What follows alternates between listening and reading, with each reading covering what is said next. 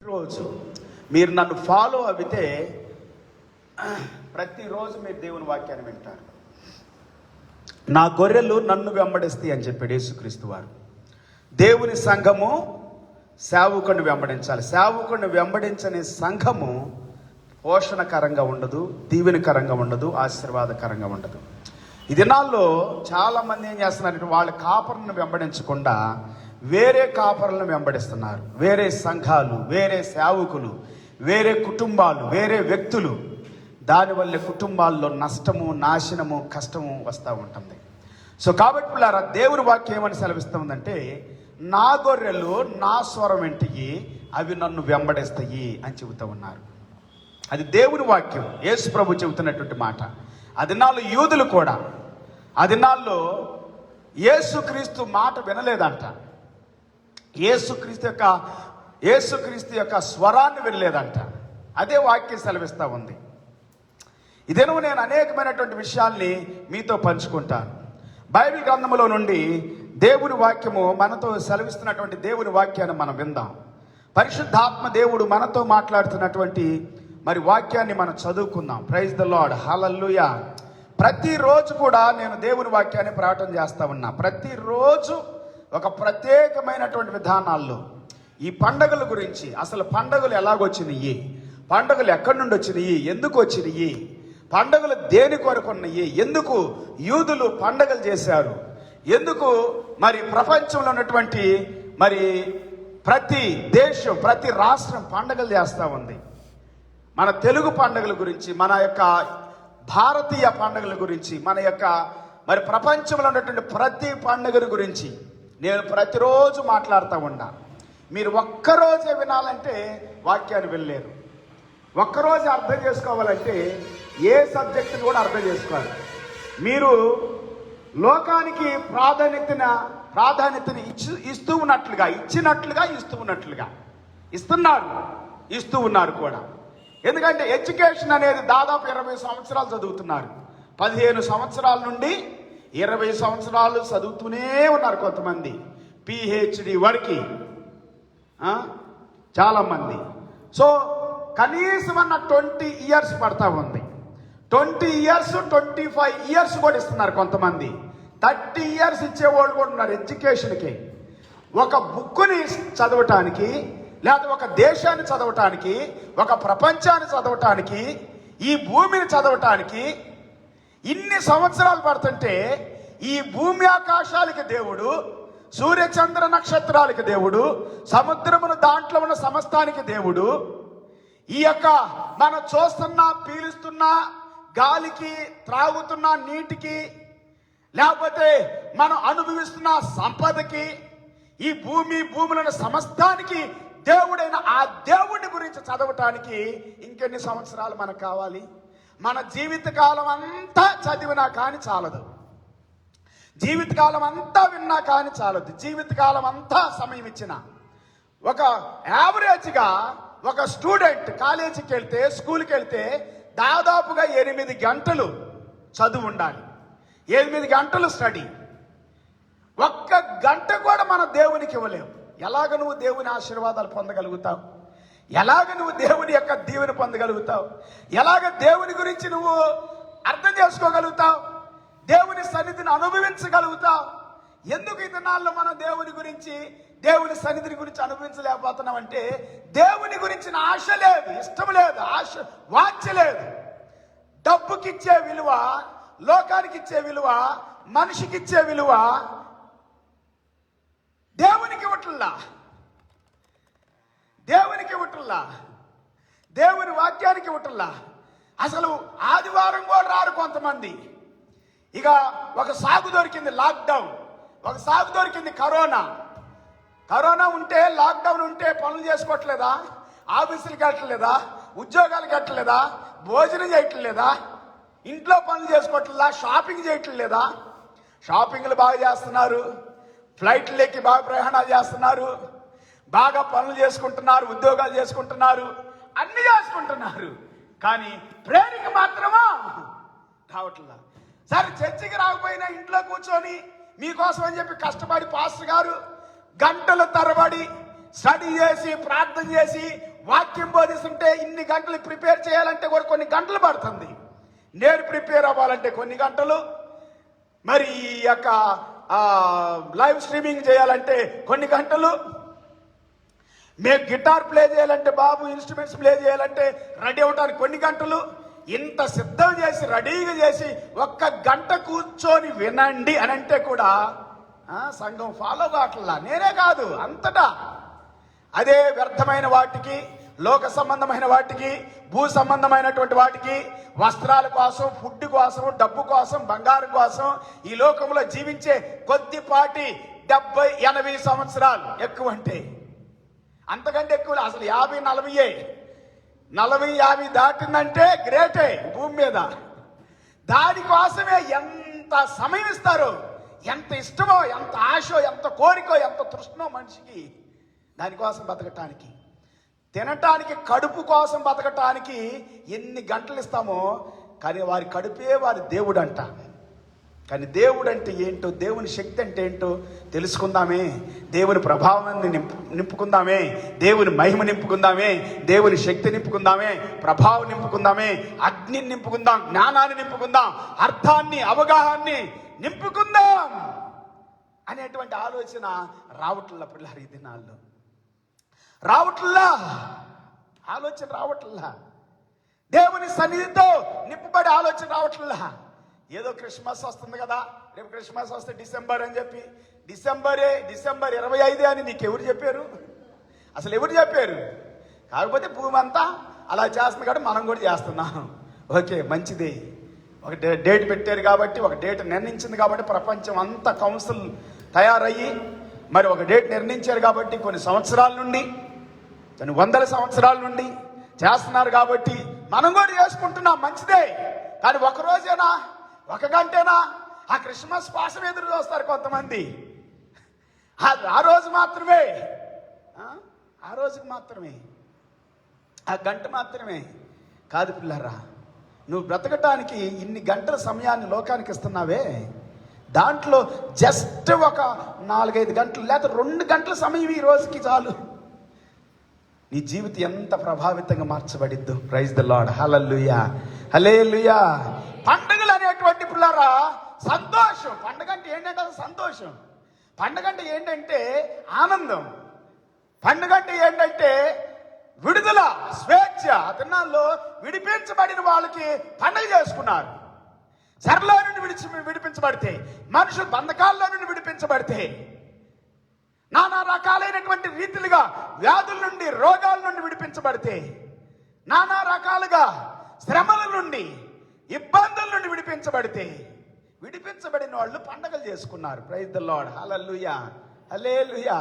అదే పండుగ. నీకు విడుదల లేకుండా, సంతోషం లేకుండా, ఆనందం లేకుండా పండుగ ఎట్లాగా అవుతుంది? అందుకే దేవుని సన్నిధిలో గడపాలి, దేవునితో గడపాలి. దేవునితో గడిపే సమయం విడుదలనిస్తుంది, హల్లెలూయా, సంతోషాన్ని ఇస్తుంది, సమాధానాన్ని ఇస్తుంది. యేసయ్య ఈ లోకంలోనికి రావటమే క్రిస్మస్. క్రిస్మస్ అంటే అర్థం ఏంటంటే యేసయ్య భూమి మీదకి మానవుడిగా రావటము, శరీరధారిగా రావటము, రక్త మాంసాల్లో పాలు భాగస్తుడై నీకులాగా నాకులాగా జన్మించటం. ప్రైజ్ ద లార్డ్, హల్లెలూయా, హల్లెలూయా. అదే లూకా సువార్త 2వ అధ్యాయం, మత్తయి సువార్త 2వ అధ్యాయాల్లో మీరు చదివితే పూర్తి అధ్యాయాలు చదవండి ప్రతిరోజు. మీరు అర్థం చేసుకోవాలంటే యేసుక్రీస్తు వారి యొక్క జన్మని అర్థం చేసుకోవాలంటే నేను ప్రతిరోజు ఈ 2 అధ్యాయాల గురించి, ఇంకా అక్కడక్కడ యేసు ప్రభు పండుగల గురించి మాట్లాడే ప్రతి అధ్యాయాల గురించి మాట్లాడుతూ వస్తూ ఉన్నాను. దేవుని వాక్యం ఈ ఉదయకాలంలో పరిశుద్ధాత్మ దేవుడు మనతో మాట్లాడుతూ ఉన్నాడు పిల్లరా. దేవుని వాక్యాన్ని మనం వినాలి, దేవుని శక్తిని మనం వినాలి. దేవుని అభిషేకాన్ని మనం ఎప్పుడైతే వింటూ ఉంటామో, దేవుని శక్తిని, దేవుని అభిషేకాన్ని ఎప్పుడైతే మనం మన జీవితాల్లోనికి ఆహ్వానిస్తూ ఉంటామో, అప్పుడు దేవుడు అద్భుతాలు చేయటం ప్రారంభిస్తాడు. ఒట్టిగా అద్భుతాలు జరగవండి. మీరు జీవితం అంతా కష్టపడిన అద్భుతాలు జరగవు. మీరు ఎంత డబ్బు సంపాదించిన అద్భుతాలు జరగవు, ఎంత బంగారం సంపాదించిన అద్భుతాలు జరగవు, ఎన్ని సుఖానికి, సౌఖ్యానికి, ఆనందానికి, సంతోషానికి ఎన్ని వస్తువులు సంపాదించుకొని పెట్టుకున్న అద్భుతాలు. జ్ఞానులంతా ఏం చేశారంటే యేసుప్రభు పుట్టినప్పుడు ఎన్నో వేల కిలోమీటర్లు ప్రయాణాలు చేసి, వందల కిలోమీటర్లు ప్రయాణాలు చేసి ఎన్నెన్నో చెబుతారు అనుకోండి, ఎక్కడెక్కడ నుండి వచ్చారని. బైబిల్ ఏం చెబుతుందంటే తూర్పు దేశపు జ్ఞానులు అని చెబుతా ఉంది. ప్రైజ్ ద లార్డ్, హల్లెలూయా. తూర్పు దేశపు జ్ఞానులు. కొంతమంది ఏమంటారంటే 3 ఖండాలు, ఆఫ్రికా, ఆసియా, యూరప్ ఖండాలు, ఆ ఖండాల నుండి వచ్చారు అని చెబుతారు. ఎందుకంటే అప్పుడున్న 3 ఖండాలే. సో పర్షియా దేశంలో యూదుల ఇన్ఫ్లుయెన్స్ ఉంది ఒకప్పుడు, బబులోను దేశంలో యూదుల ఇన్ఫ్లుయెన్స్ ఉంది, ఈజిప్ట్ దేశంలో యూదుల ఇన్ఫ్లుయెన్స్ ఉంది. సో కాబట్టి ఈ 3 ఖండాల్లో నుండి, ఈ 3 ఖండాల్లో ఉన్నటువంటి యేసు క్రీస్తు రక్షకుడిగా పుడతాడని ఆ దినాలు అబ్రహాము దగ్గర నుండి టాకు, అబ్రహాం దగ్గర నుండి మెయిన్ గా టాక్ అనమాట. ఎందుకంటే దేవుడు అబ్రహాముకి వాగ్దానం చేశాడు. దేవుడు ఆది కాండములో 3వ అధ్యాయములో వాగ్దానం చేశాడు 15వ వచనములో. తర్వాత అబ్రహాముతో స్పష్టంగా చెప్పుకుంటూ వచ్చాడు. అవి నేను మీతో మాట్లాడతాను, అనేకమైనటువంటి విషయాలు. సో పిల్లరా, దేవుని యొక్క వాక్యము అలాగ వాగ్దానాలు చేయబడటం ద్వారా వీళ్ళు టాక్ ఏంటంటే యూదులు మాట్లాడుతూ ఉండేవాళ్ళు. రాజ్యాలు, సామ్రాజ్యాలు, సామంతులు, రాజులు, చక్రవర్తులు అందరితో కూడా ఇన్ఫ్లుయెన్స్ ఉంది. యూదుల్ని దేవుడు అంత ఉన్నతమైన స్థానాల్లో పెట్టేవాడు ప్రతి దేశంలో. ఈ భూమి మీద ఉన్న ఖండాలన్నిటిలో ఇప్పుడున్న 200కు పైగా 230 పైగా దేశాలు ఉన్నాయి అని ఒక స్టడీ చెబుతా ఉంది. నేను మొత్తం తీసాను ఇంటర్నెట్లో నుండి దేశాలన్నిటినీ. ఓ రోజు కూర్చొని ప్రతి దేశం కొరకు ప్రార్థన చేయాలని ప్రతి దేశాన్ని తీసి ఆ దేశం ఎంతమంది ఉన్నారు, ఏం జరుగుతుంది, ఎట్లాగుంది, ఎన్ని రాష్ట్రాలు, ఎన్ని జిల్లాలు, ఎన్ని పల్లెలు మొత్తం తీసాను. తీసి ప్రార్థన చేయటం ప్రారంభించాను. దేవుని స్తోత్రం, హల్లెలూయా. అందుకే అప్పుడప్పుడు నేను కొన్ని విషయాలు చెబుతూ ఉంటాను జనరల్గా కూడా. దేవునికి స్తోత్రం, హల్లెలూయా. అది క్రైస్తవుని బాధ్యత. నువ్వు ఈ లోకంలో తినటానికి, వస్త్రాలు ధరించుకోవటానికి, డబ్బు సంపాదించడానికి, వస్తువులు సంపాదించుకోవడానికి, ఆస్తులు సంపాదించుకోవడానికి పుట్టలా క్రైస్తవుడుగా. నువ్వు దేవుని గురించి ధ్యానం చేయటానికి, దేవుని చిత్తాన్ని ఈ భూమి మీద జరిగించటానికి, ఎందుకు దేవుడు నిన్ను ఈ భూమి మీదకు పంపించాడో దాన్ని చేయటానికి. అదే యేసయ్య అంది, నన్ను నువ్వు ఎందుకు పంపించావు ఈ భూమి మీదకి, అదంతా నేను చేసి నెరవేర్చాను అని అన్నాడు. ప్రతి మనిషి యేసు ప్రభువే ఈ భూమి మీదకి రావటానికి, దేవుడే మానవుడిగా రావటానికే వచ్చినప్పుడు ఆయనకే అంత చిత్తాన్ని కలిగి ఉండి భూమి మీదకి వస్తే మరి నీకు నాకు చిత్తం లేకుండా వస్తావా?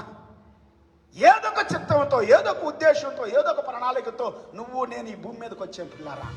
సో దేవుడు నిన్ను ఎందుకు పంపించాడు ఈ భూమి మీదకి, ఎందుకు నువ్వు వచ్చావు, ఎందుకు పుట్టావో నువ్వు తెలుసుకోవాలి. నాకు అసలు తెలియవు ఈ విషయాలే. దేవుడు అంటే తెలియదు, క్రైస్తవం అంటే తెలియదు, క్రీస్తు అంటే తెలియదు, చర్చి అంటే తెలియదు. అలాంటి వ్యక్తిగా ఉన్నప్పుడు యేసు ప్రభుని తెలుసుకున్నా నేను. మొట్టమొదటిసారి ప్రత్యక్షమయ్యాడు ఆయన. పరలోకాన్ని తెరిచాడు నా కోసం, నరకాన్ని తెరిచాడు, నరకం చూపించాడు, పరలోకం చూపించాడు. నాకు పరలోకం బాగా అనిపించింది, హ్యాపీ అనిపించింది. అది కావాలని అన్నాను నేను, అంతే. అది ఏందో నాకు తెలియదు కానీ అది బాగుంది, అది కావాలి నాకు అని అన్నా. ప్రభు అన్నాడు, అది నీకు కావాలంటే నీ మార్గాన్ని విడిచిపెట్టి ఈ మార్గం నడిస్తే నువ్వు అక్కడికి వెళ్తావని అన్నాడు. దేవుని స్తోత్రం, హల్లెలూయా. అదే యేసు ప్రభు చెబుతా ఉంది. యేసు ప్రభు ఈ భూమి మీదకి ఎందుకు వచ్చాడంటే మనలను ఈ యొక్క లోకములో జీవిస్తూ ఉన్నప్పుడు, ఆయన యందు విశ్వాసంతో బ్రతుకుతున్నప్పుడు మనల్ని ఈ లోకములో నుండి పరలోకాన్ని చేర్చడానికి వచ్చాడు. హల్లెలూయా. ఆ వాక్యాలు చాలా ఉండి మీతో మాట్లాడాలంటే ఎన్ని చెప్పాలంటే ఒక రోజులో సరిపోవు. కానీ కొన్ని మాత్రమే ప్రకటన చేస్తాను. నేను అన్ని చదివించే కంటే మీతో మాట్లాడుతూ ఉంటున్నా. ప్రైజ్ ది లార్డ్, హల్లెలూయా. దేవుడు ప్రేరేపణ కలిగినప్పుడు, దేవుడు నన్ను ప్రేరేపిస్తున్నప్పుడు అవన్నీ నేను రాసి పెట్టుకొని ప్రతిరోజు నేను మాట్లాడుతూ ఉంటున్నాను పిల్లరా. నేను వాక్యాన్ని ప్రకటించడానికే నేను పుట్టాను. ప్రైజ్ ది లార్డ్, హల్లెలూయా. అది నాకు బాగా తెలుసు. వాక్యాన్ని ప్రకటించడానికే పుట్టాను.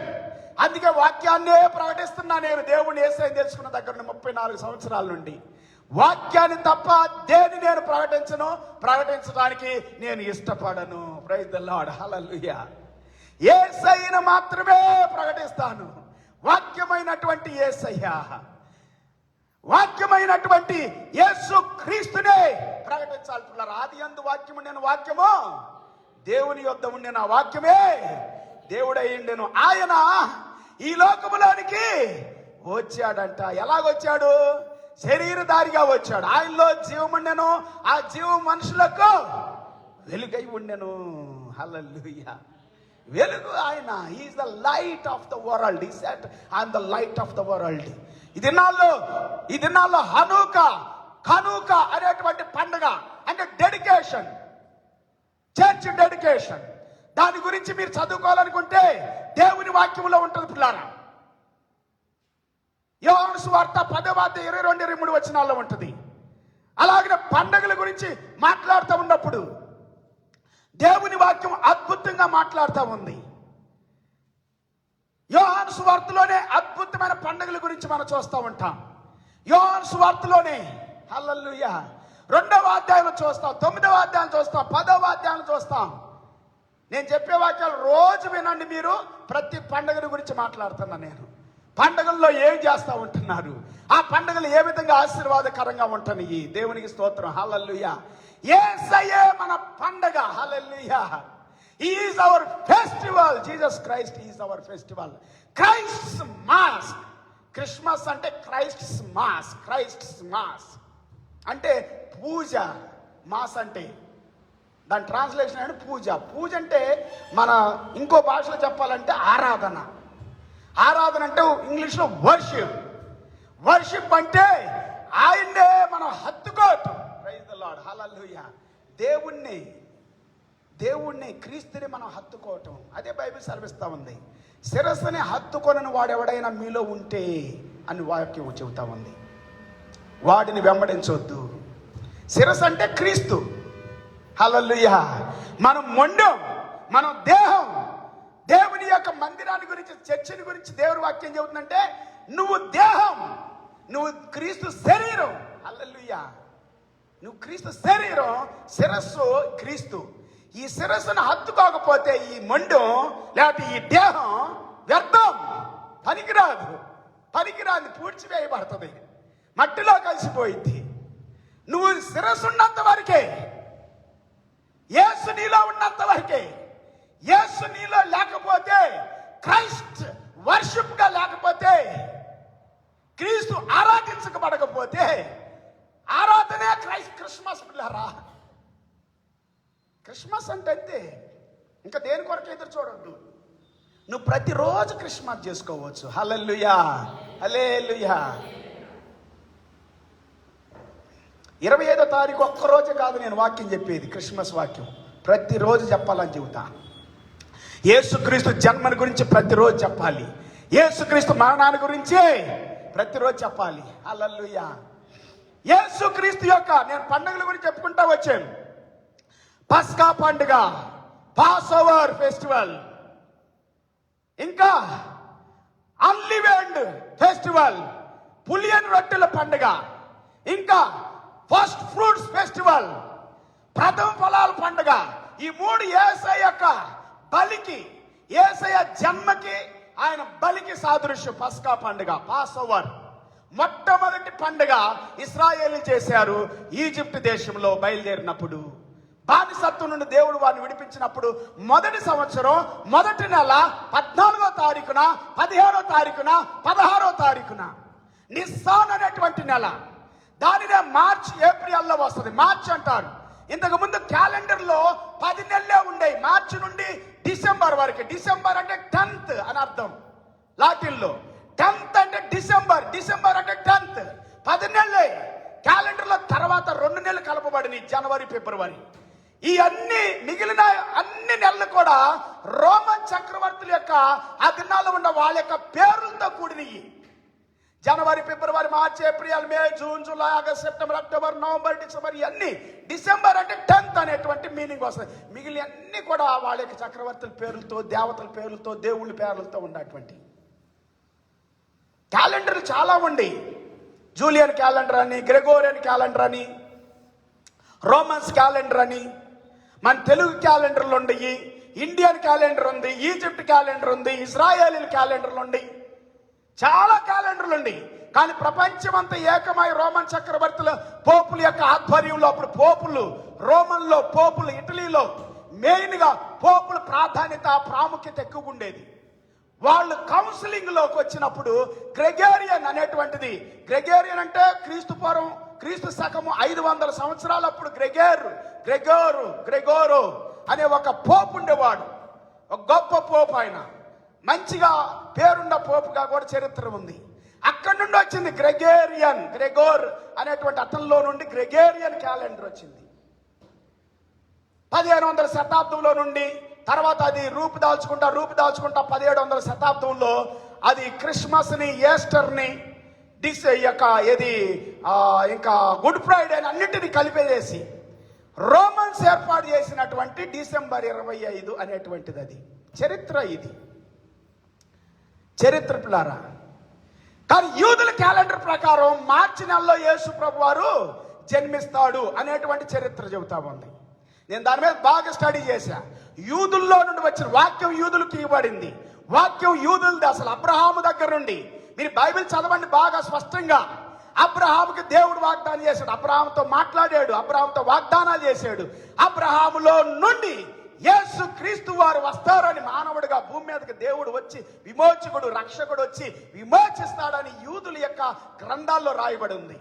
దాన్నే ప్రపంచమంతా నిన్ను బట్టి ఈ భూమి మీద ఉన్న జనులందరూ రక్షణ పొందుతారని చెప్పి, లేకపోతే దీవించబడతారని చెప్పి దేవుడు చేసిన వాగ్దానం అబ్రహాముకి.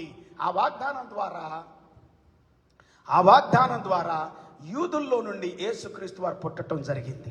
దేవుని స్తోత్రం. హల్లెలూయా, హల్లెలూయా. కాబట్టి మన పిల్లలు యేసు ఏం చెబుతున్నాడు, గ్రంథాలు ఏం చెబుతున్నాయి, బైబిల్ ఏం చెబుతుంది, వాగ్దానాలు ఏం చెబుతున్నాయి. దేవుడి వాగ్దానం, జీవము కలిగిన దేవుడి వెంబడించిన అబ్రహాముకి ఏం వాగ్దానం చేశాడు, అబ్రహాము ద్వారా వచ్చిన వాగ్దానాలు ఏంటి, అసలు దేవుని వాగ్దానం ఏంటో నువ్వు తెలుసుకోవాలంటే బైబిల్ దగ్గరికి వెళ్ళాలి.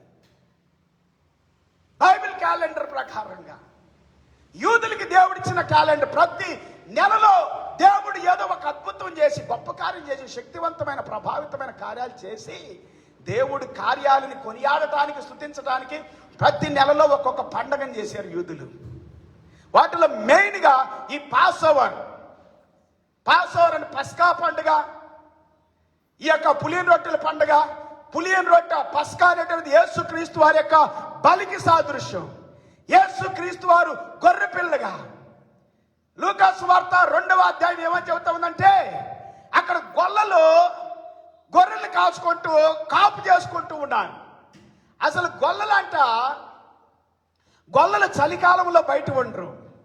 ఎందుకు వాళ్ళు బయట ఉన్నారంటే, బయట ఊరెల్పులు ఉన్నారని వాక్యం చెబుతా ఉంది 2వ అధ్యాయంలో. ఊరెల్పులున్న గొల్లల దగ్గరికి గాబ్రియేలు దూత వెళ్ళినట్లుగా దేవుని వాక్యం చెబుతా ఉంది. గొల్లలకే ఎందుకు చెప్పినట్లుగా లోకా చెబుతున్నా. లోకా ఒక వైద్యులు ఎట్లా పడితే అట్లాగా మాట్లాడరు. వాళ్ళు స్పష్టంగా అన్నిటిని పరిశీలించి, మీరు డాక్టర్ దగ్గరికి వెళ్ళండి, ఎప్పుడైనా 4 తిరగమంటాడు, కళ్ళు చూస్తాడు, చేయి చూస్తాడు, నాడి చూస్తాడు, బ్యాక్ చూస్తాడు, హార్ట్ చూస్తాడు, అవునా కాదా? అన్ని చూసి అప్పుడు మందులు రాస్తాడు. ఏది పడితే అది చేసి వెళ్ళగానే మందులు రాసేసేయడు. నువ్వు చెప్పిన దాన్ని బట్టి చేయడు ఆయన. నువ్వు చెప్పిన దాన్ని బట్టి ఆలోచించి నన్ను పరీక్ష చేస్తాడు. సో డాక్టర్ అయినటువంటి లూకా పరీక్షలు చేసి మాట్లాడుతున్నాడు. ఎందుకు గొర్రెల దగ్గరికి వెళ్ళి ప్రార్థన చేయాలి అనే విషయాన్ని స్పష్టంగా చెబుతున్నాడు ఆయన. గొల్లవాళ్ళంట వసంతకాలంలో వాళ్ళు గొర్రెల్ని కాపుదల చేసుకుంటూ ఉంటారంట ఊరెల్పులుండి. ఎందుకో తెలుసా? గొర్రెలంట పిల్లల్ని ఇస్తాయి అంట, ఏనతి అంట.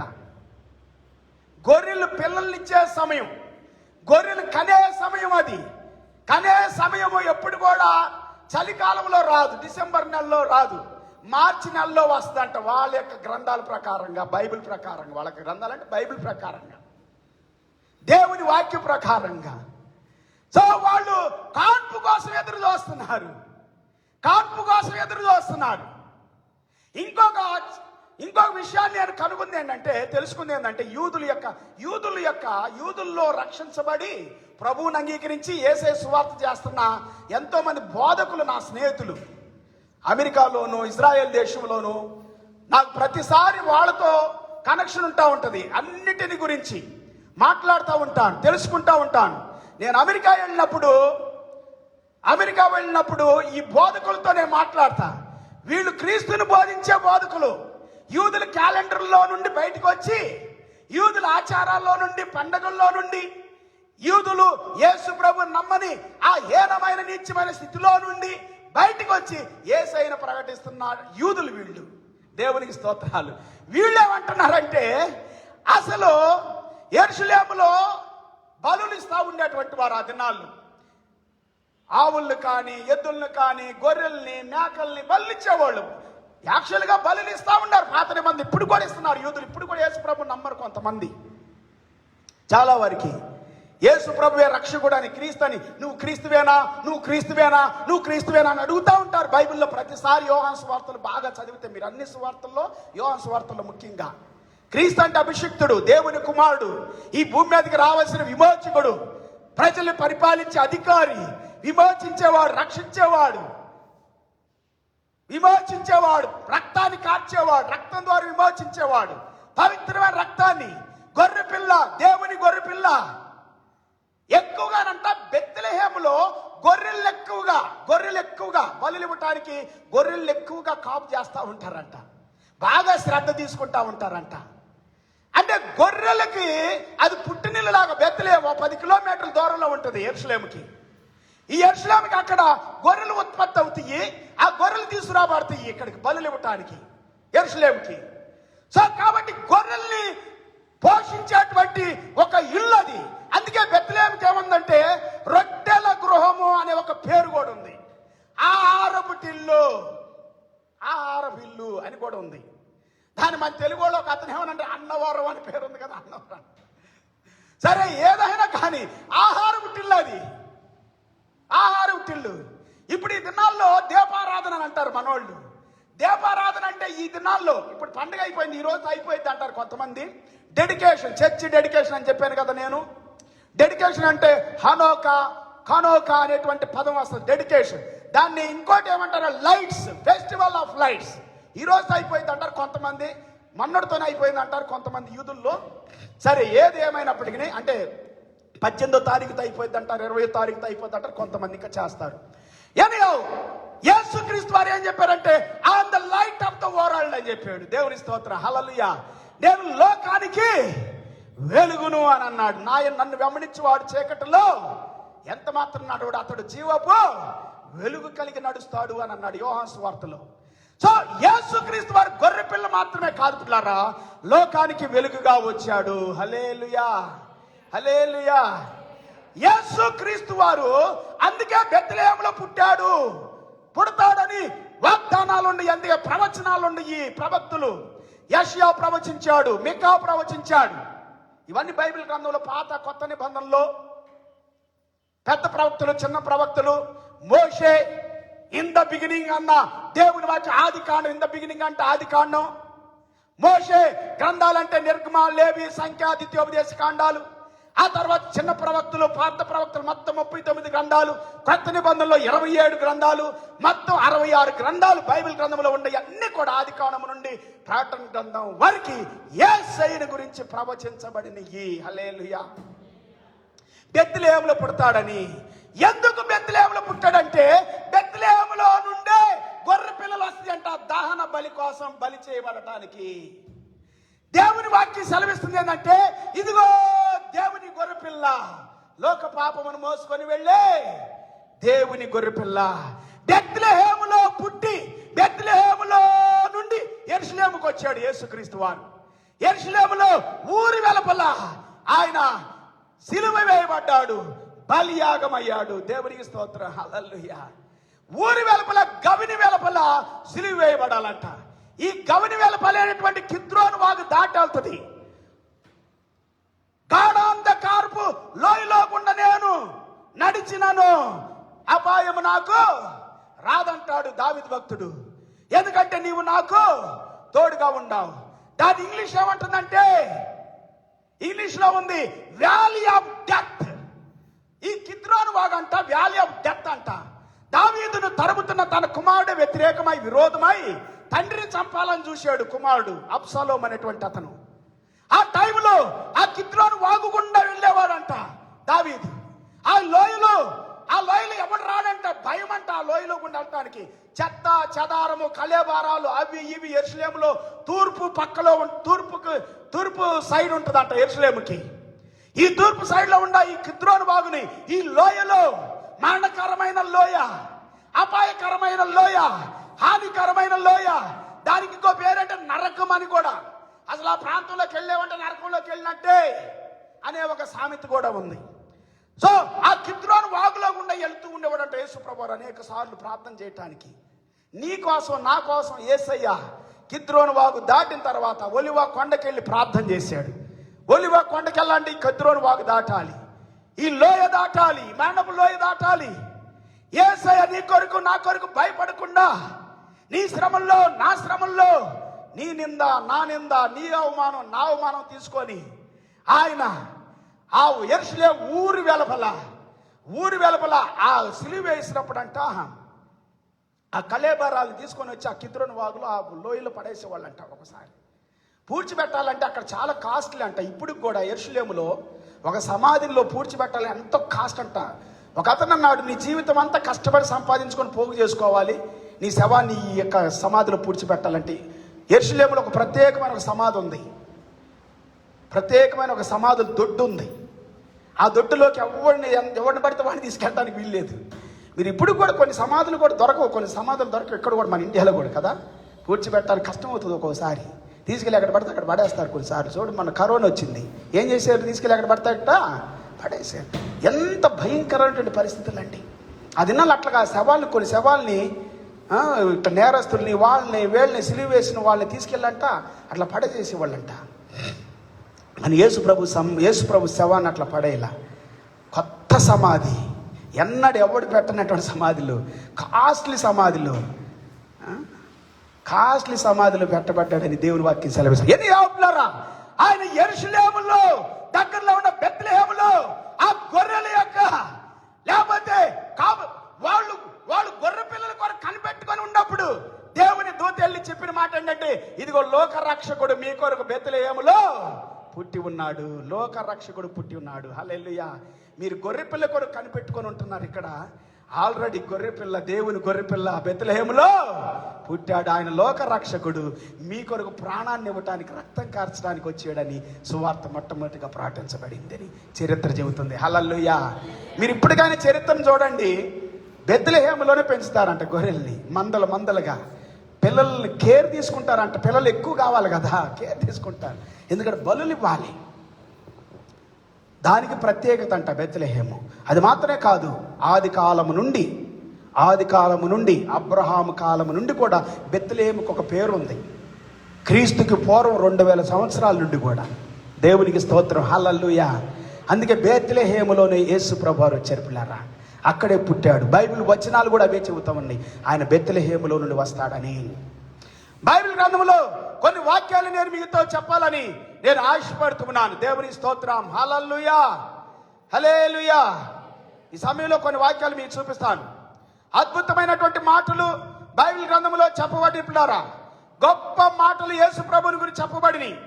బైబిల్ గ్రంథంలో మనం చదువుకున్నట్లయితే దేవుని వాక్యంలో నుండి దేవుని యొక్క వాక్యం ఏమని చెబుతా ఉందంటే, ఆదికాండం 3:14-15 వచనములో, గలతీ 4:4లో సీడ్ ఆఫ్ ఉమన్, ఒక స్త్రీకి యేసు ప్రభువారు స్త్రీ ద్వారా వస్తాడు. Seed of woman, praise the lord.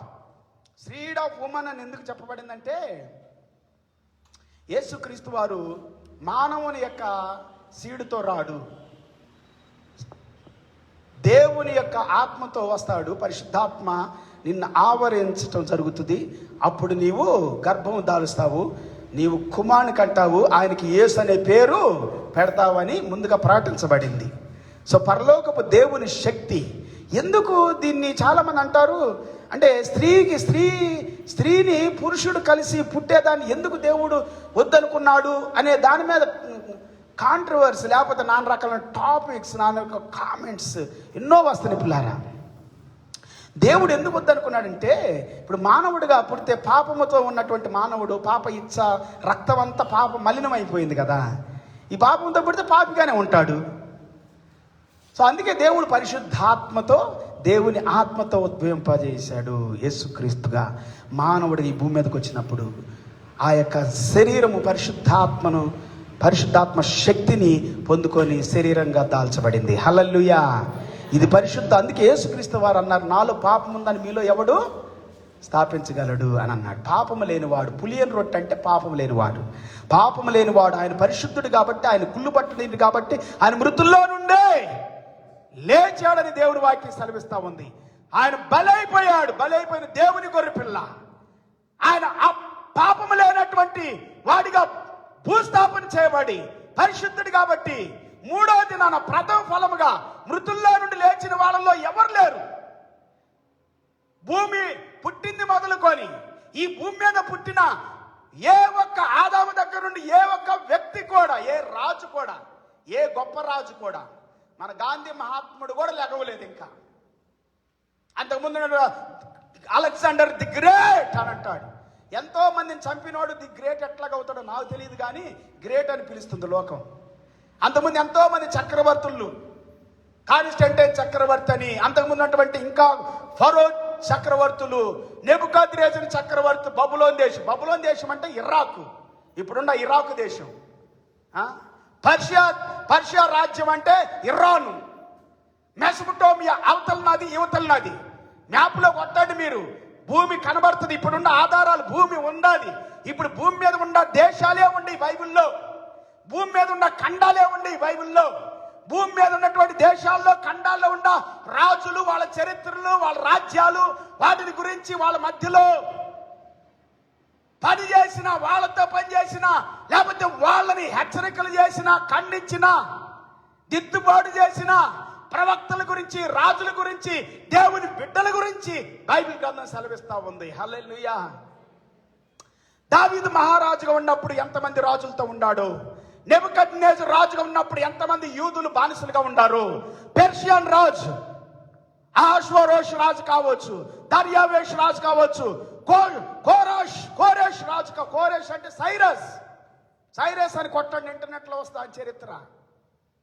Cyrus మహా గొప్ప రాజుగా ఉన్నాడు, యూదులకు ఫేవరెట్ గా ఉన్నాడు. ఆయన యూదుల మందిరం కట్టించబడటానికి ఆయన సహకారంగా ఉందని దేవుని వాక్యం సెలవిస్తుంది. అన్నిలకే కాదు, యూదులకే ప్రపంచ దేశాల్లో అప్పుడు ఒక గొప్ప రాజుగా వెలిగాడు. అది బైబిల్ గ్రంథం సెలవిస్తా ఉంది. దినవృత్తాంతాలు గ్రంథంలో మీరు చదివితే అద్భుతంగా అతని చరిత్రలు చాలా ఉండిపోయినారు. ఇట్లాగా ఈ రాజుల కాలాల్లో, ఈ రాజ్యాలు, ఈ సామ్రాజ్యాలు అన్నిటి కాలాల్లో, ప్రైజ్ ది లార్డ్, హల్లెలూయా, హల్లెలూయా.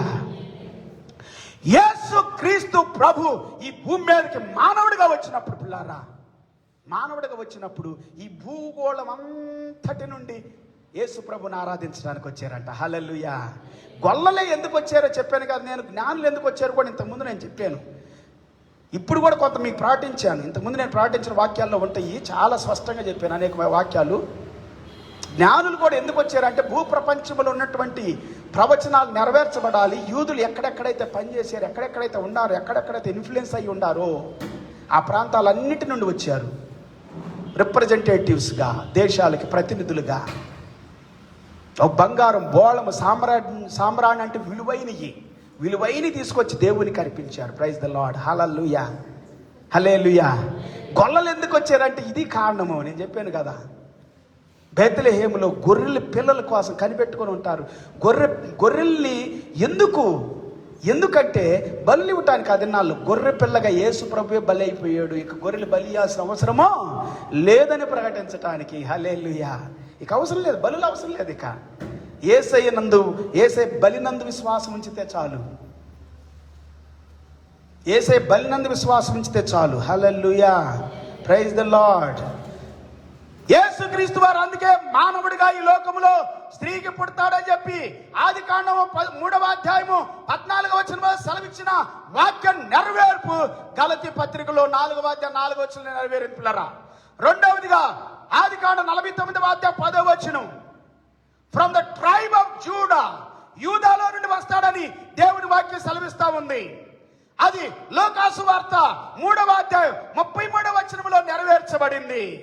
Luke chapter 3 verse 33 and Genesis 49 verse 10. Praise the Lord. The seed of woman prophecy fulfilled in Genesis chapter, in Galatians chapter 4 and 4, from the Genesis chapter 3, 14 and 15. మూడవదిగా దేవుని వాక్యం సెలవిస్తా ఉంది పిల్లారా. రెండో దాని గురించి నేను ఇంకో వాక్యం చెబుతాను, ఇంకో మాట చెబుతాను. యూదా అంటే అబ్రాహాం కుమారుడైనటువంటి ఇస్సాకు, ఇస్సాకు కుమారుడైనటువంటి యాకోబు, యాకోబు కుమారులైన 12 మందిలో యూదా ఒకడు. యూదా వంశములో నుండి వస్తాడని వాక్యం చెబుతా ఉంది. అలాగే వచ్చాడు యేసుక్రీస్తు వారు. దేవుని స్తోత్రం, హల్లెలూయా. మూడవదిగా descendant of Abraham and Isaac and Jacob. యాకోబులో నుండి అబ్రహాములో నుండి అబ్రహాంలో నుండి ఇస్సాకులో నుండి యాకోబులో నుండి వస్తాడని చెప్పి ఆదికాండం 12:3లో 17 నుండి 19 వరకు ఆ వాక్యాల్లో దేవుని వాక్యం సెలవిస్తా ఉంది. అది మత్తయి 1:1-2-16, లూకా 3:34-38 ఈ వచనాల్లో నెరవేర్చబడింది. Praise the Lord. Descendant of Abraham, Isaac and Jacob. Genesis chapter 12 verse 3, 17 verse 17 through 19. Matthew chapter 1 verse 1 through 2 and 16. Luke chapter 3 verse 34 and 38. The prophecy fulfilled. Praise the Lord. నాలుగవదిగా heirs to the throne of David. దావీదు యొక్క సింహాసనంలో నుండి, దావీదులో నుండి వస్తాడు అని యెషయా 9:6-7, Isaiah chapter 9 verse 6 and 7. Fulfilled in Luke chapter 1 verse 32. లూకాసు వార్త 1:32 నెరవేరింది అది. ఐదవదిగా అనాయింటెడ్ ఆఫ్ ఎటర్నల్, అభిషేకించబడిన వాడు నిత్యముగా. అది కీర్తనలు 45:6-7 వరకు, హెబ్రీ 1:8-10 వరకు. Fulfilled in Hebrew chapter 1 verse 8-10.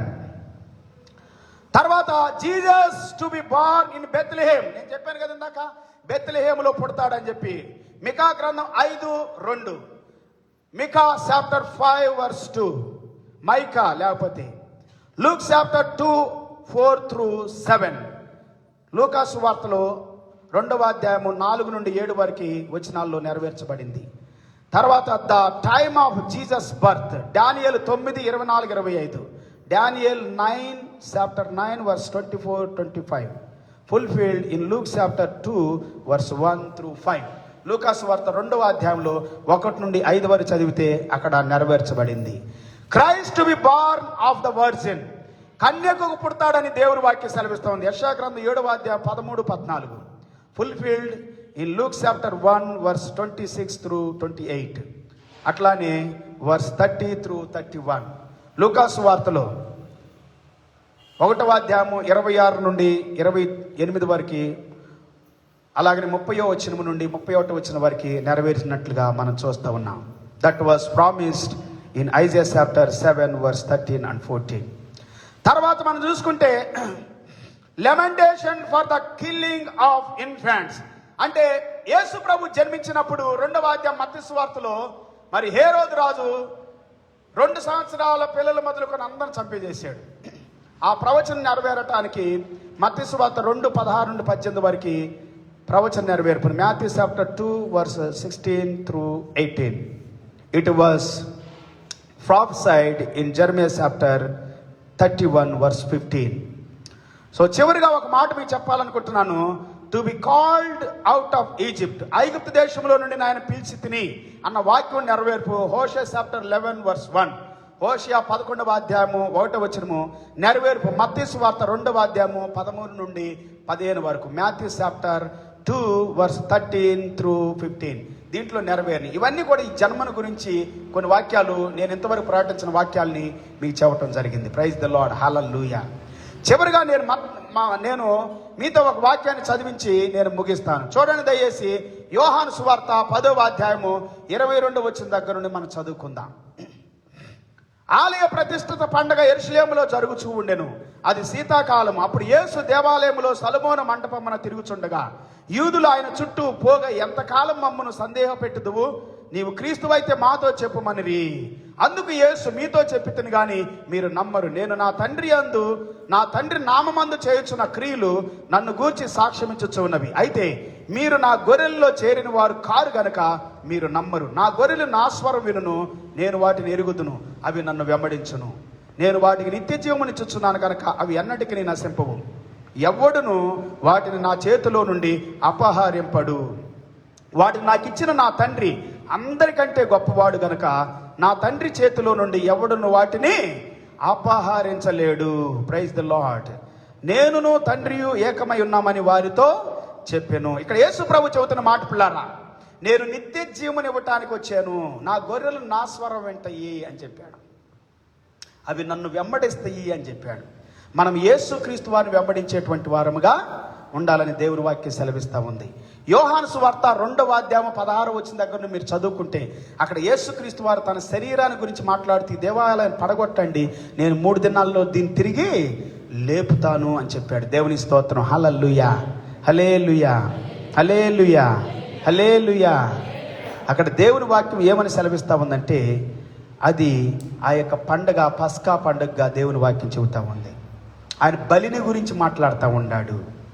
పస్కా పండుగ అంటే మార్చి నెలలో వస్తుందని నేను చెప్పాను. యేసుక్రీస్తు వారు మార్చి నెలలోనే పుట్టాడు అనటానికి కొన్ని నిదర్శనలు ఉండే వాక్యంలో నుండి. ఇంకా బైబిల్ గ్రంథం మనం చదువుకున్నట్లయితే అనేకమైనటువంటి మాటలు. అంతకుముందంట మార్చి 25వ తారీఖు చేసేవాళ్ళంట అసలు క్రిస్మస్. నేను చరిత్రను చూశాను. తర్వాత దాన్ని డిసెంబర్ 25కు మార్చారంట. అవన్నీ కూడా విగ్రహారాధన, సూర్య చంద్ర నక్షత్రాలను ఆ దినాల్లో ఆరాధించే వాళ్ళని కొంతమంది చరిత్ర చెబుతారు. సన్ గాడ్ను ఆరాధించే వాళ్ళంట. పర్షియన్ దేశాల్లో, బబులోన్ దేశాల్లో ఎక్కువగా సూర్యుడు, చంద్రుడు, నక్షత్రాలు, ఇంకా వాన, వర్షము, గాలి, నీరు, ఎండ, అగ్ని, వీటన్నింటిని ఆరాధన చేసేవాళ్ళు. అన్నింటిలో దేవుడు ఉన్నాడని చెప్పి అవే ఆ పర్షియా దేశము నుండి. పర్షియా అంటే ఇరాన్ అంటే దాని అర్థం ఏంటంటే అసలు ఆర్యన్. ఇరాన్ అంటే ఆర్యన్ లేదా ఆర్య భూమి.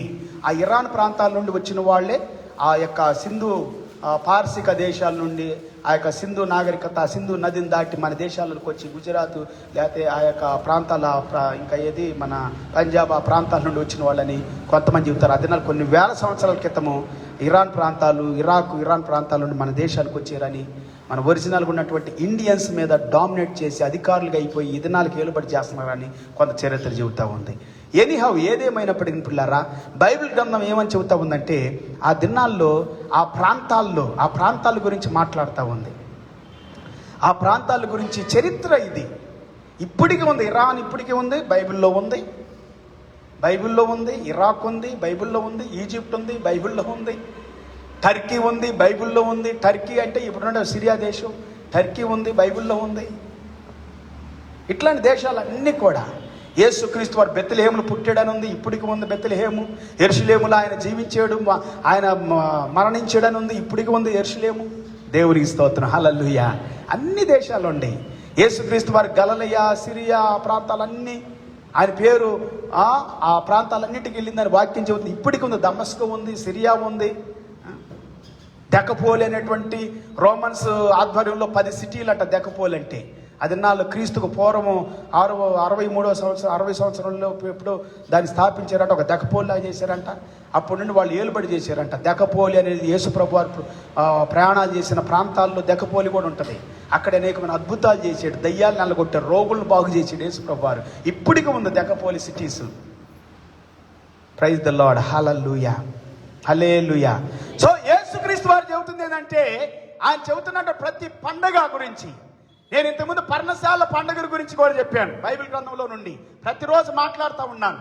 5వ అధ్యాయంలో కూడా యోహాను సువార్తలో మీకు కనబడుతుంది. పర్ణశాల పండుగలు కూడా కనబడతాయి. అలాగే 9వ అధ్యాయంలో కనబడిద్ది. చదువుదాం దాన్ని కూడా. 9వ అధ్యాయంలో యోహాను సువార్త 9వ అధ్యాయాన్ని మీరు చదివి వినిపించాలని నేను కోరుకున్నాను. మొదటి వచనం 9వ అధ్యాయం మొదటి వచనంలో ఏమని ఉంది? ఆయన మార్గమున పోవచ్చుండగా 5వ అధ్యాయమే. ఓకే. అటు తర్వాత యూదుల పండుగ ఒకటి వచ్చిన కనుక యేసు యెరూషలేమునకు వెళ్ళెను. యేసు ప్రభు ఏం చేశాడంటండి? యెరూషలేముకి వెళ్ళాడు అని బైబిల్ గ్రంథం ఇక్కడ సెలవిస్తూ ఉంది. దాని గురించి బైబిల్ గ్రంథంలో ఏమని చూస్తామంటే తర్వాత మీరు చదువుకుంటే అది పర్ణశాలల పండగ అని దేవుని వాక్యంలో మనం చూస్తా ఉన్నాం. పర్ణశాలల పండగ రోజు యేసుక్రీస్తు వారు ఏమంటున్నాడు?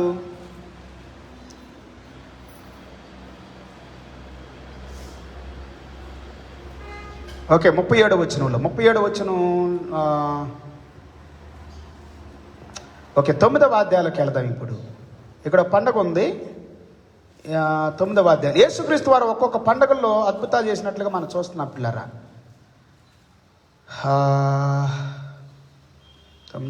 7వ అధ్యాయం. నేను రోజు ఏదో ఒకటి చెబుతూ ఉంటున్నాను కదా, కొంచెం మర్చిపోతున్నా. ఓకే, 7వ అధ్యాయం చదువుదాం ఇప్పుడు. అటు తర్వాత యూదులు ఆయనను చంపవెతికినందున యేసు యూదియాలో సంచరించిన గలియాల్లో సంచరించి చూడను. యూదుల పర్ణశాలల పండగ సమీపించను గనక అని ఉంది ఇక్కడ పర్ణశాలల పండగ మనకు కనబడతా ఉంది. పస్కా పండగ కనబడతా ఉంది. పస్కాను యేసు ప్రభు వారు చేసినట్లుగా బైబిల్ గ్రంథంలో మనం స్పష్టంగా చూస్తూ ఉన్నాం. 26వ అధ్యాయంలో మత్తయి సువార్తలో పస్కా పండుగ కూడా అక్కడ కనబడుతుంది. దేవుని స్తోత్ర, హల్లెలూయా, హల్లెలూయా. ప్రతి అధ్యాయాల్లో ప్రతి స్థలంలో కూడా మనము పండుగల గురించి, పండుగలకు యేసు ప్రభు వారు అటెండ్ అవటాన్ని గురించి కూడా చూస్తూ ఉన్నాం పిల్లరా. 37వ వచనంలో యేసు ప్రభు వారు అంటున్నాడు, ఆ మహాదినమైన పండగ మహాదినములో 7 రోజులు చేస్తారు, 8వ దినము నాడు కూడుకుంటారు అందరు కూడా. దాన్ని మహా విశ్రాంతి దినము అని అంటారు. 37వ వచనం చూస్తే యేసు ప్రభు వారు అంటే, ఇదిగో నా యందు విశ్వాసం ఉంచువాడు వారి కడుపులో నుండి జీవజల నదులు పొర్లి పారతాయి అని చెబుతున్నాడు అక్కడ. హల్లెలూయా, హల్లెలూయా, హల్లెలూయా. పొర్లి పారతాయి వారి కడుపులో నుండి జీవజల నదులు. మహాపండగలు ఆయన బిగ్గరగా మాట్లాడుతున్నాడంట దేవాలయంలోకి వెళ్ళి. ప్రతి పండుగలో మాట్లాడుతున్నప్పుడు చూడండి, 10వ అధ్యాయం కానీ, 7వ అధ్యాయం కానీ, ఈ 2వ అధ్యాయాలుగా నేను చూపించిన 2వ అధ్యాయాలు కూడా ఒకసారి చూద్దామా? యోహాను సువార్త 2వ అధ్యాయం, 2వ అధ్యాయం 16వ వచనం దగ్గర నుండి మనం చదువుతాం. 16వ వచనం, జాన్స్ గాస్పెల్ చాప్టర్ 2 verse 16. అక్కడ మీరు చూస్తే 13 నుండి చూస్తే ఏముంటుంది అంటే, యూదులు పస్కా పండగ సమీపింపగా యేసు యెరూషలేమునకు వెళ్ళి దేవాలయములో ఎడ్లను గొర్రెలను పావురములు అమ్మువాని రోకలు మార్చువాని కూర్చున్నట్టు చూచి త్రాళ్లతో కొరడాలు చేసి గొర్రెలను ఎడ్లనన్నింటిని దేవాలయములను తోలివేసి రోకలు మార్చువారి రోకలు చల్లివేసి వారి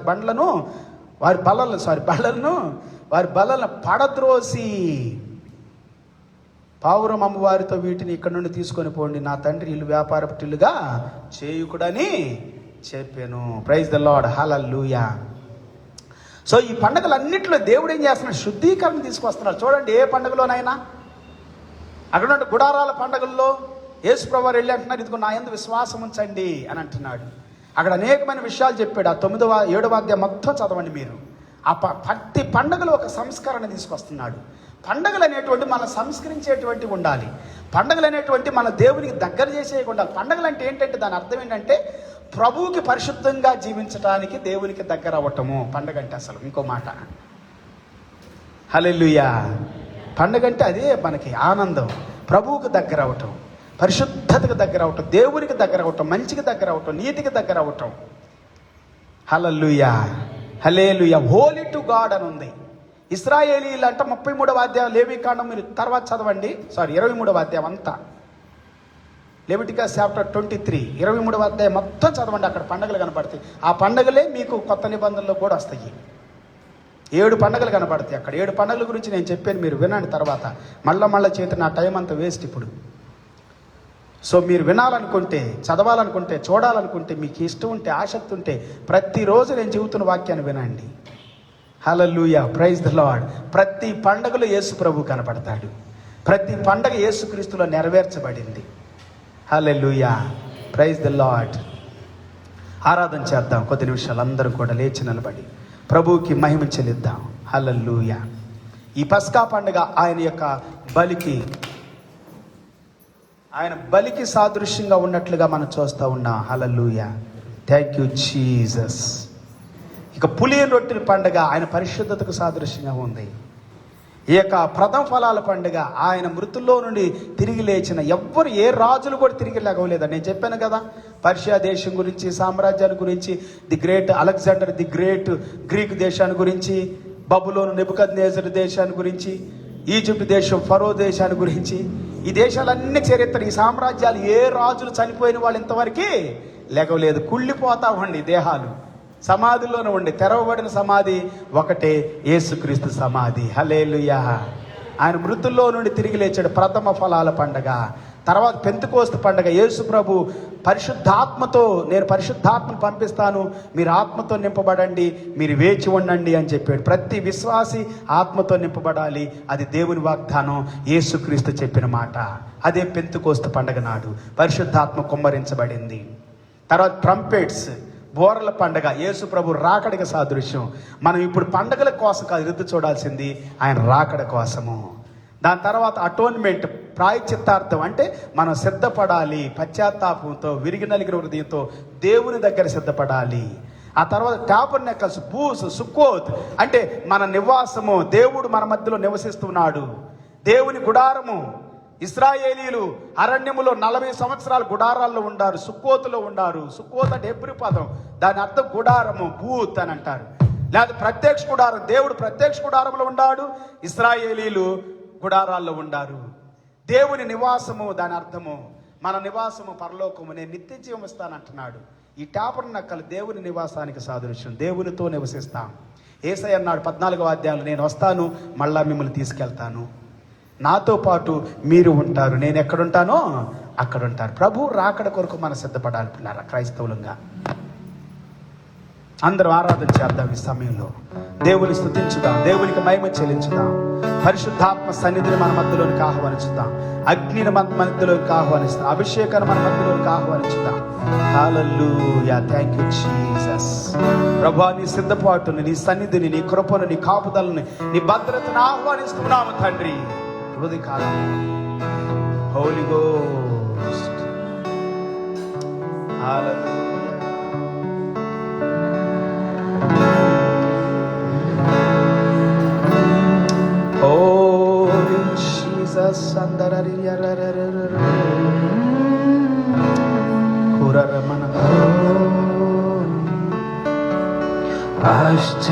ఆశ్చర్యకరుడా స్తోత్రం, ఆలోచనకర్త స్తోత్రం, ఆశ్చర్యకరుడా స్తోత్రం, ఆలోచనకర్త స్తోత్రం. బలమైన దేవా, నిత్యుడవగు తండ్రి, సమాధానాధిపతి స్తోత్రం. బలమైన దేవా, నిత్యుడవగు తండ్రి, సమాధానాధిపతి స్తోత్రం.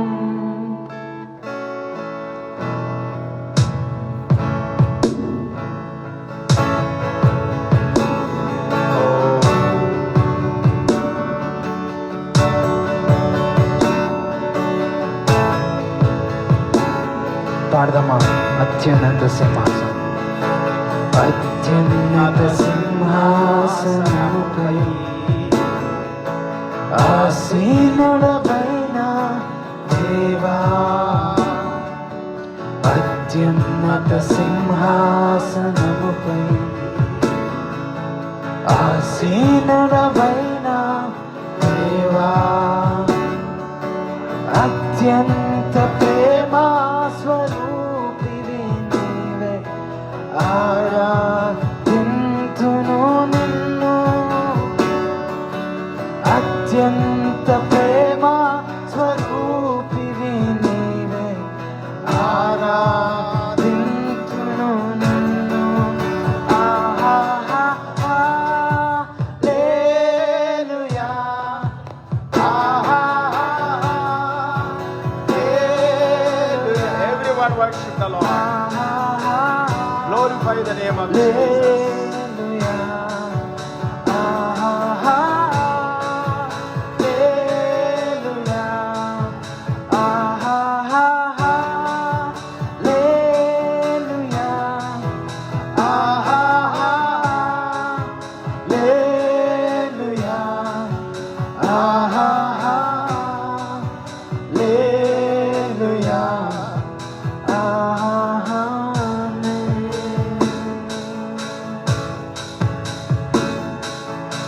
కృపా సత్య సంపూర్ణుడ స్తోత్రం. కృపతో రక్షించితివే స్తోత్రం. యేసయ్యా కృపా సత్య సంపూర్ణుడ స్తోత్రం. ఆమేన్. కృపతో రక్షించితివే స్తోత్రం. నిరక్షమిచ్చి విమోచించినావే నా రక్షణకర్త స్తోత్రం. నిరక్షమిచ్చి విమోచించినావే రక్తమిచ్చి నా రక్షణకర్త స్తోత్రం. యేసయ్యా రక్తమిచ్చి ఆయన రక్తముతో మనల్ని విమోచించాడు యేసయ్యా. నా రక్షణకర్త స్తోత్రం. పాఠమని నీ రక్తమిచ్చి విమోచించినావే నా రక్షణకర్త స్తోత్రం. ఆహాహా హల్లెలూయా. ఆహా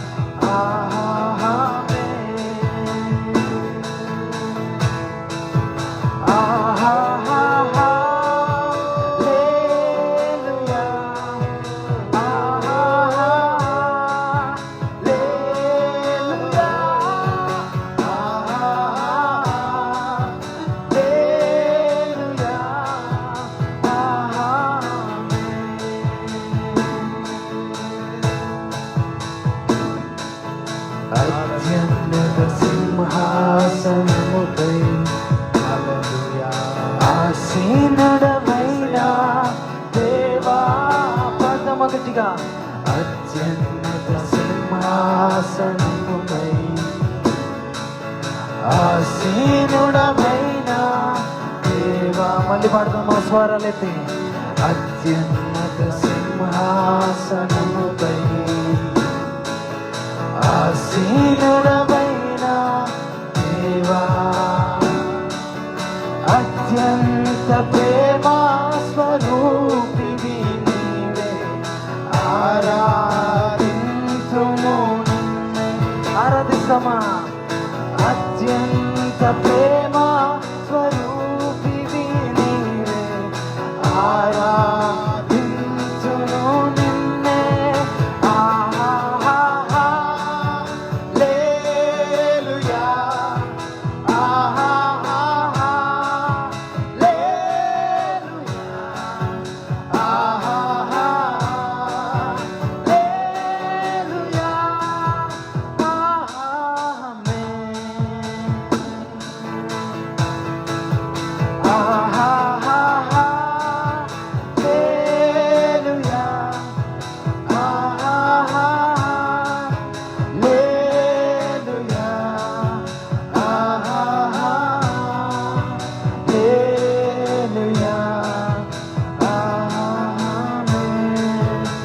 ఆశ్చర్యకరుడా.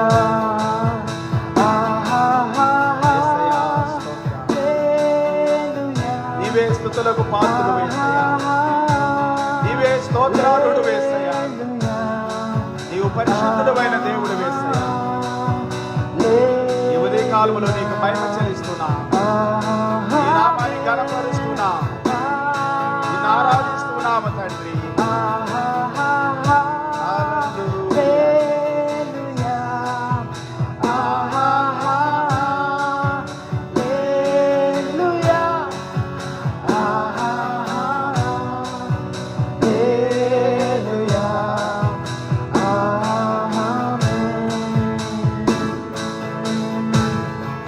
కాలంలో ప్రభువా నీ సన్నిధిని కనపరిచినట్లుగా మా జీవితాలను దర్శిస్తున్నందుకు వందనాలు.